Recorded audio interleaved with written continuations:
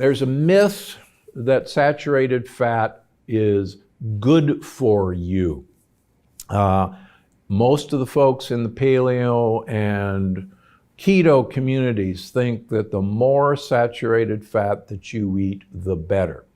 In fact, this was first posited as the cause of heart disease back in the 1950s by a very famous nutrition researcher from the University of Minnesota by the name of Ancel Keys. He published a very famous study called the 7 Countries Study that purported that animal fat, the more saturated fat that people ate, the higher their risk of heart disease.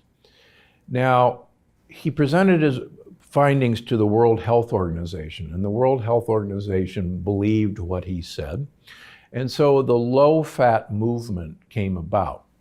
Now, I've looked at Ancel Keys, all of his studies. I looked at them over and over again.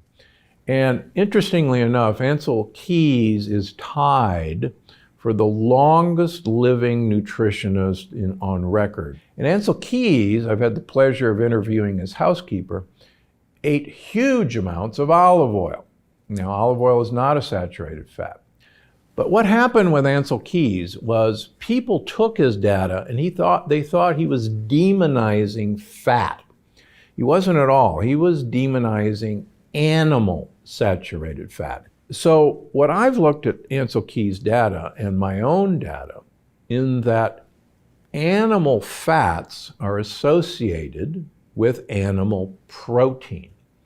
And it was actually the animal protein that was the big mischief maker in the animal fat, the saturated fat hypothesis.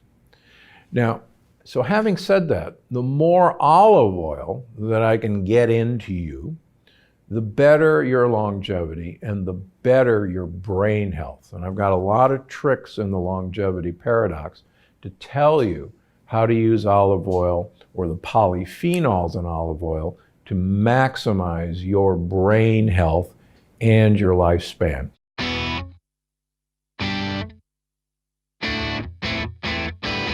The idea that you should be cramming down the bacon or the sausages or the really marbled meat in a paleo or a ketogenic diet is quite frankly detrimental long term.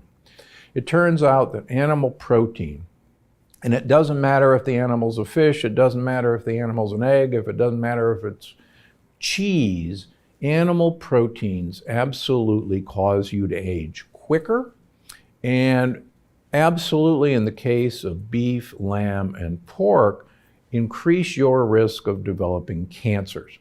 One of the interesting things about the blue zones, and I'm actually the only nutritionist who has actually spent most of their career living in a blue zone, and that's Loma Linda, California. And I can tell you that the unifying principles of the blue zones, in other words, what their diets all share, is not the common things that you're told about. All the blue zones do not eat whole grains. All the blue zones do not eat beans. That's a myth. In fact, that is not a unifying feature of the blue zones. And as I talk about in the longevity paradox, the whole grains that some of the blue zones eat and the beans that some of the blue zones eat are actually a negative part of their diet that's overcome by other very positive parts of their diet, including generous use of olive oil in 3 of the blue zones. But the unifying feature of the blue zones, which was common to Loma Linda, it's common to Sardinia, it's common to Crete, it's common to Acciaroli, it's common to Kitovans, is very, very little animal protein. That's actually the uniting factor. And as I talk about in the longevity paradox, one of my colleagues, Gary Frazier from Loma Linda, has shown that the vegan Adventists are actually the longest lived of all of the long-lived Adventists. And again, the unifying feature of all the blue zones is not the grains and beans. It's actually limited animal protein. Does that mean you have to give it up? No. In fact, I'm going to give you a bunch of tricks in the book on how to have your cake and eat it too. In this case, how to have your meat and eat it too. Are you able to recommend the ketogenic diet plant-based and avoiding, because yes, usually it's good. Yeah, I think that's the major mistake that people associate with a ketogenic diet or a paleo diet. These are all variations of basically the Atkins diet. And people think that a high protein diet, avoiding carbohydrates, and keeping the fat that's associated with animal protein is a ketogenic diet. And I measure ketones in all of my patients, and the vast majority of patients that I see who say they're on a ketogenic diet, in fact, aren't, because they're eating primarily a heavy protein diet. And this was actually one of the mistakes that Dr. Atkins made. And I know because my original book, Dr. Gundry's Diet Evolution, was done by Random House, who had done all the Atkins diets and all the South Beach diet books. And Dr. Atkins didn't know that we have no real storage system for protein. We need it for wear and repair, but that's about it. So we don't waste energy. So we convert protein into sugar, gluconeogenesis.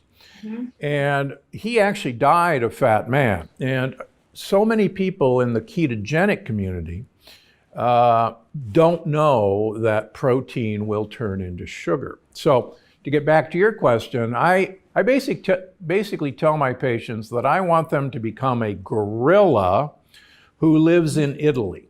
Now, you have to think about that for a second. Gorillas only eat leaves and twigs.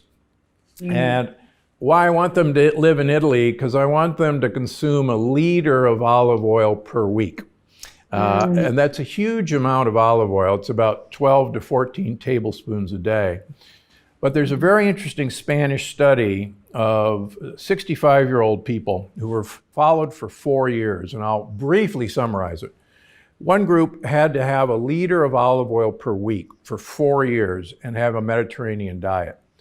A second group ate a low-fat Mediterranean diet. And the original study was to look at memory, and I'll forget about that.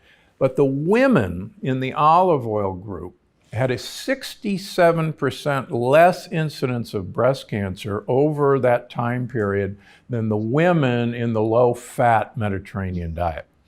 So I think, so if you eat 1 liter of olive oil per week and avoid animal proteins, you're basically on about an 80% fat diet. And the carbohydrates that you're eating are basically leaves as a mechanism to get olive oil into your mouth.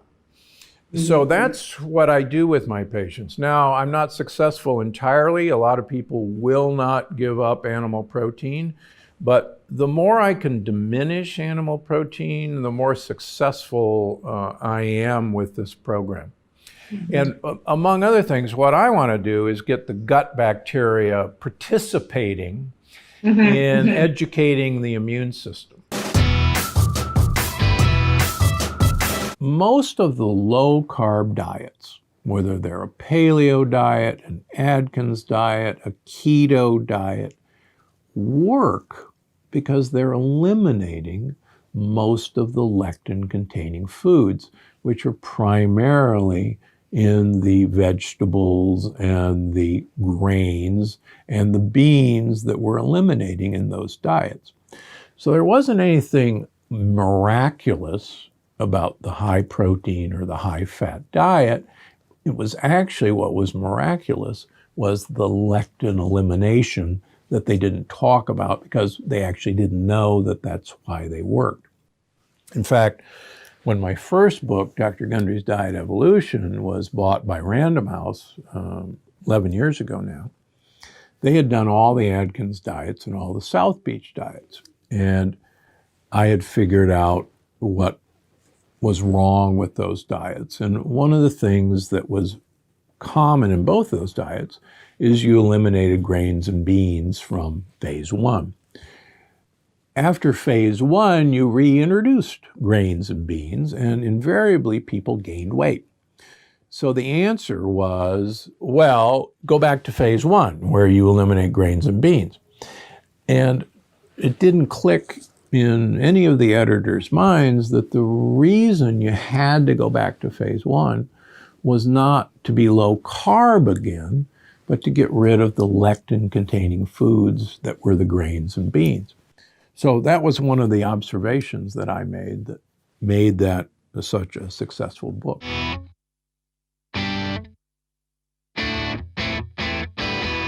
You know, a lot of people that are doing the ketogenic diet actually think all fats are the same. Like they don't really decipher really good fats from bad fats a lot of time. And so really the reason why I wrote this book was to really dive deep and try to understand, is there a difference between, let's say, the fat in an avocado or the fat in wild seafood and let's say the fats in bacon or butter? And it turns out there is a big difference. And so, you know, really that's what the book is all about, trying to pick the healthiest foods that provide the fats to actually make you a better fat burning machine.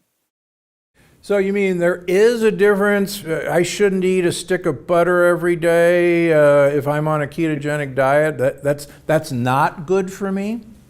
Correct. I mean, and I'm honestly an offender of that. Like a few years ago, I was probably putting too much heavy cream in my coffee and I started gaining weight. And so that's when I realized I need to really research the different types of fats to see how they metabolize in your own body. So just take, for example, omega-3 fats. They actually increase your fat burning genes in the liver. So if you and I are sitting here and we're consuming 3 or 4 grams of omega-3s from, let's say, fish oil, or we're getting it from wild seafood, we are literally, our beta oxidation, our fat burning in the liver is 20% higher. And if we're exercising, our beta oxidation in our liver or our fat burning goes up by 30% simply by consuming more omega-3s. And so it's almost like if you swap out and replace butter with omega-3s, it's almost like swapping out a V4 engine for a V8 engine. You are literally more efficient and better at burning fat. And so that's just one key that really Superfuel dives into.